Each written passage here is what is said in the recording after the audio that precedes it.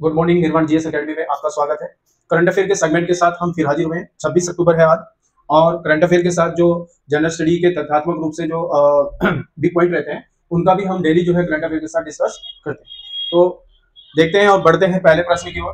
पहला प्रश्न है, किसे आईयूसीएन द्वारा विश्व संरक्षण सम्मेलन में WCPA कैंटन पुरस्कार दिया गया? Who has been awarded the WCPA Canton Award at the World Conservation Congress by IUCN? IUCN का मतलब है international union for conservation of nature, यानी एक ये डाटा लिस्ट भी जो है जारी करती है जिसमें 9 श्रेणियों को रखा जाता है। तो यहाँ पे हम मतलब ये जो जैव विविधता है या जो विश्व संरक्षण है IUCN के द्वारा जो किया जाता है वो उसमें ये पुरस्कार है। ये पुरस्कार WCPA कैंटन पुरस्कार है, और ये जो WCPA कैंटन पुरस्कार है बेसिकली इसकी शुरुआत जो है वो वर्ष 2006 से हुई, ठीक है। और अब की बार जो है ये सोनाली जो घोष हैं उनको ये दिया गया है। ये सोनाली घोष जो बाघ रिजर्व है और काजीरंगा रिजर्व है उसकी जो है निदेशक जो है ये रह चुकी है। तो ब्राजील के एक कंजर्वेशन है, उनके साथ जो है सोनाली घोष को जो है ये अवार्ड कंजर्वेशन IUCN द्वारा दिया गया है। और IUCN जो है ये जो WCPA है ये बेसिकली IUCN का ही एक पार्ट है, IUCN का ही एक क्या है भाग है या पार्ट है। तो इसमें सोनाली घोष हो गया। नेक्स्ट देखते हैं, DRDO की हाइपरसोनिक मिसाइल जिसका पहला परीक्षण वर्ष 2025 के अंत तक होने की योजना है, उसका नाम क्या है? What is the name of DRDO hypersonic missile who first flight test plan by end of 2025? इसमें धमनी है, निर्भय है, त्रिशूल है, पिनाका है। ये बेसिकली क्या है? धमनी मिसाइल है ये। और इसकी मतलब ये जो धमनी मिसाइल है 6000 से 10,000 प्लस 10,000 जो प्लस है इसकी रेंज है, इतना तक मारक क्षमता है इसकी। और ये 6+ मैक की गति से जो है, यानी किसी भी रडार से या इसको जो है विजिबल या उसको जो है ट्रेस नहीं किया जा सकता है, ठीक है। और ये जो है वर्ष 2029 या 30 तक, वर्ष 2030 तक जो है सशस्त्र बलों को जो है सब इसमें किया जाएगा। और वर्ष 2025 के अंत तक जो है इसको शुरुआत की जाएगी। ये धवनी मिसाइल है जो हाइपरसोनिक के रूप में जानी जाती है। अच्छा, जो निर्भय है ये एक सबसोनिक मिसाइल है, ठीक है। त्रिशूल जो है सतह से हवा में मार करने वाली मिसाइल है।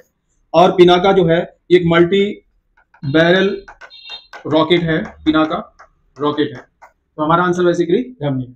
नेक्स्ट देखते हैं, RBI के अनुसार कौन सा राज्य सबसे ज्यादा यूपीआई ट्रांजैक्शन करने वाला राज्य बन गया है? According to RBI Reserve Bank of India, which state has become top state in UPI transaction? Uttar Pradesh, Telangana, Andhra Pradesh, Gujarat. तो तेलंगाना जो है ये नंबर टॉप पे है और लगभग 58% के साथ जो है इसने वर्ष 2024-25 में जो है सबसे ज्यादा ट्रांजैक्शन किए है। इनके बाद जो है बेसिकली कर्नाटक का स्थान आता है, और फिर जो है आंध्र प्रदेश का जो है स्थान यूपीआई ट्रांजैक्शन में आता है। वैसे सबसे ज्यादा जो है तेलंगाना ने ट्रांजैक्शन किया। नेक्स्ट देखते हैं, हाल ही में जारी हैंडले पासपोर्ट इंडेक्स 2025 में भारत का कौन सा स्थान है? What is India rank in the recently released handle passport index 2025? 81, 79, 85, 102। ये जो हैंडले पासपोर्ट इंडेक्स है इसमें बेसिकली अगर हम देखें हैंडले पासपोर्ट इंडेक्स जो है ये 2006 से इसको जो है शुरू किया गया बेसिकली हैंडले पासपोर्ट इंडेक्स को। और 2018 में जो है इसमें क्या किया गया था, इसका नाम जो है बदल दिया गया था। नाम जो है यानी नेम जो है वो चेंज किया गया था, ठीक। अभी वर्ष 2025 के लिए अगर बात करें तो 193 देशों में भारत का स्थान 85वां है। भारत का स्थान कौन सा है? 85वां जो है भारत का स्थान है, ठीक है। ये 85वां भारत का स्थान है। और लास्ट ईयर जो है ये बेसिकली 80वें स्थान पर जो है भारत था, ठीक है।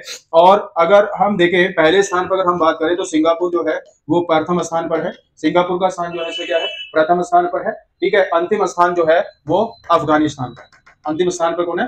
अफगानिस्तान जो है अंतिम स्थान पर जो है इसका रहता है, ठीक है। तो अभी भारत का 85।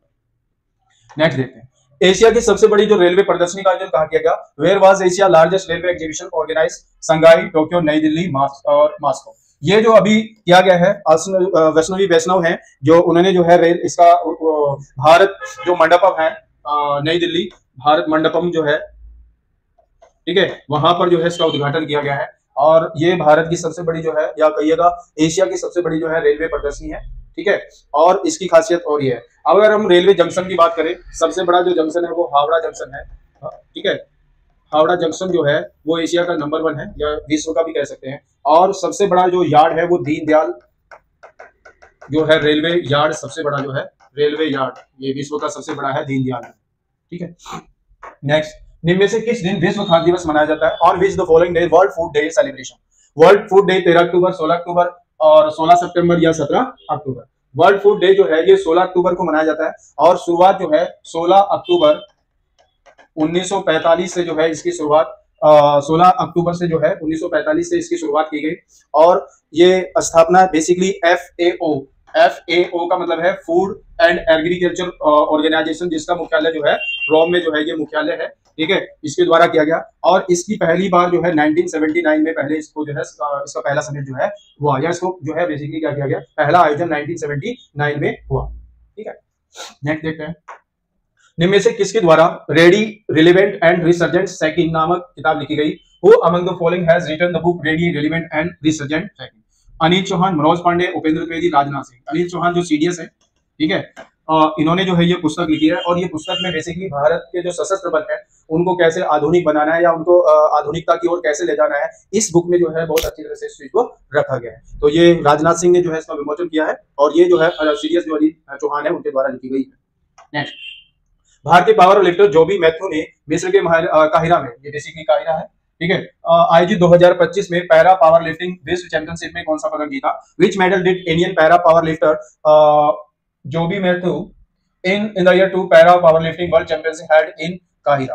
ठीक है, इजिप्ट में है ये, और ये बेसिकली रजत कांस्य, इन्होंने कांस्य जीता है। ठीक है, ये जो है इनके हौसलों को जो है सलाम किया गया। हालांकि विनय ने 72 किलोग्राम में जो है गोल्ड मेडल जीता है, जिन्होंने जो है एक अद्भुत जो है प्रदर्शन यहाँ पे किया है। ठीक है, इन्होंने कांस्य जीता है, जबकि विनय ने जो है यहाँ पर गोल्ड मेडल जो है जीता है।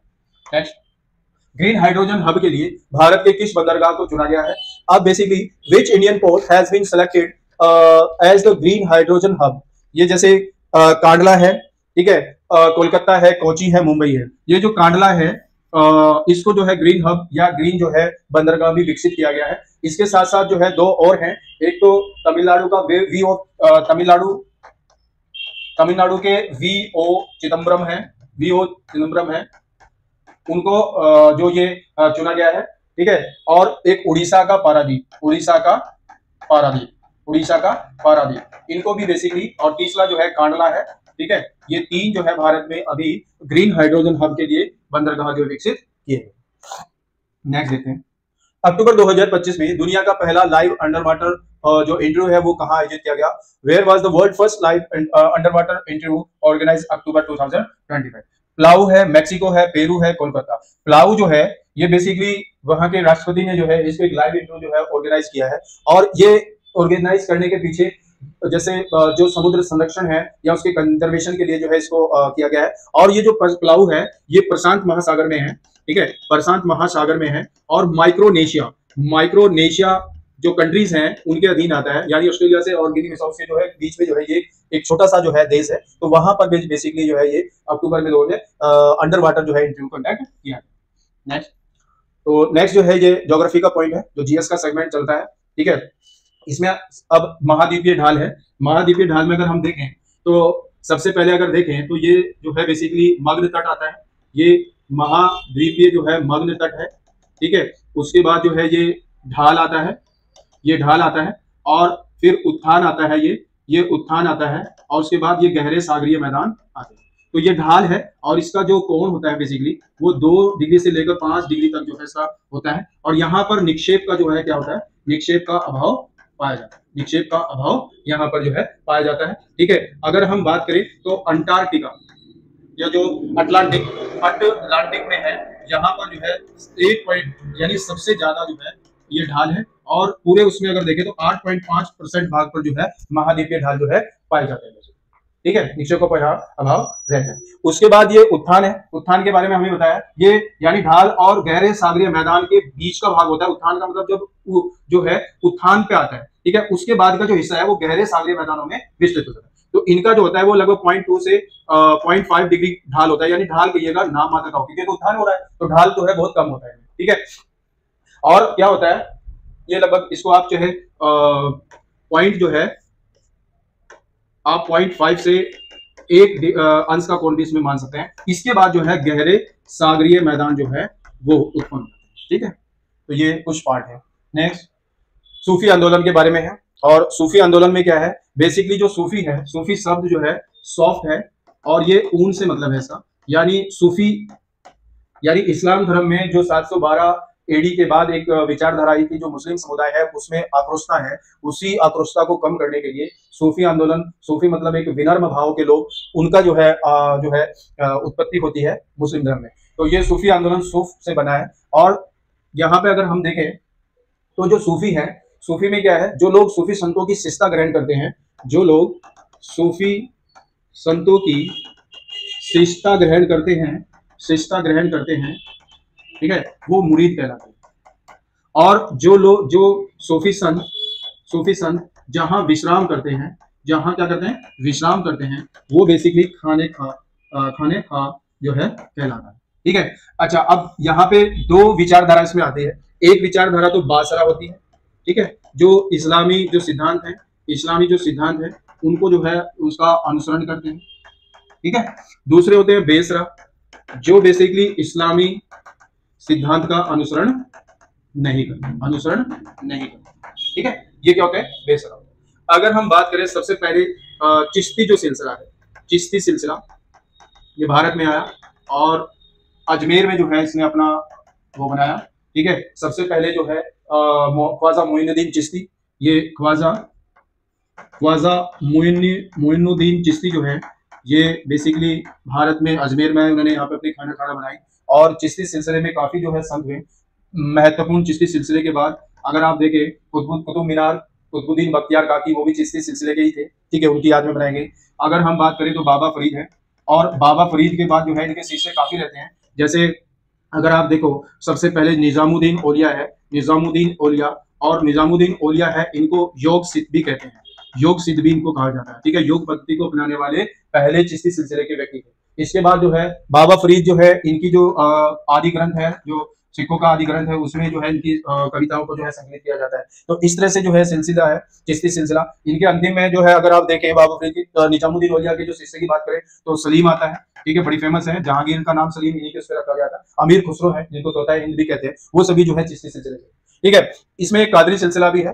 कादरी जो सिलसिला है बेसिकली वो उसके जो अनुयायी माने जाते हैं भारत में, वो भारत में मोहम्मद गौस को माना जाता है, ठीक है। मोहम्मद गौस जो है उनके जो है अनुयायी माने जाते हैं, ठीक। उसके बाद अगर हम देखें नक्शबंदी के जो है, नक्शबंदी जो है ये बेसिकली अकबर की नीतियों का, अकबर की जो नीतियां हैं उनका इन्होंने विरोध किया था, और नक्शबंदी संबंधित आता है। ख्वाजा बाकी बिल्ला जो है, ख्वाजा बाकी बिल्ला ये इससे संबंधित जो है माने जाते हैं, ठीक है। तो इस प्रकार से ये एक सेगमेंट है, और आशा करते हैं आप लोगों को ये सेगमेंट अच्छा लगा हो। नए सेगमेंट के साथ फिर आपके साथ हाजिर होते हैं, तब तक के लिए धन्यवाद।